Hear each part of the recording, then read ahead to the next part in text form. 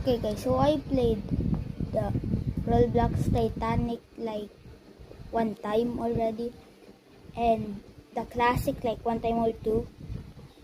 So, and I'm gonna bring up the clips that I had that are pretty too much similar. So let's see it. It's gonna hit. Wait a minute. I think I can hit this hit. Well, it's doing. Oh wait, never mind. It's gonna hit. It's gonna hit. The iceberg hit. The iceberg has hit us. Oh no! There's ice. Is there ice? Yeah. This. What is flooding? Okay, it's gonna hit in the same spot as I played it before. I think boiler room flooded. The boiler room flooded. The Titanic is starting to sink. Okay. Ticket.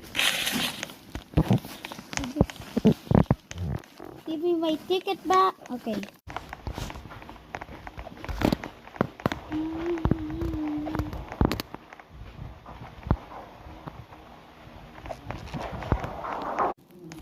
It's collapsing, you know that?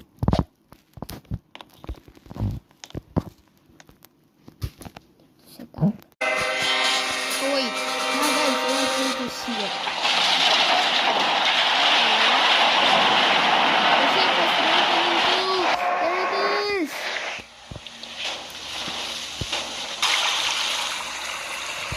There it is, guys.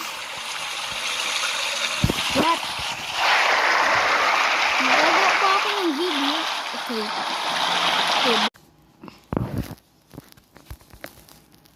Titanic cracks after the third funnel.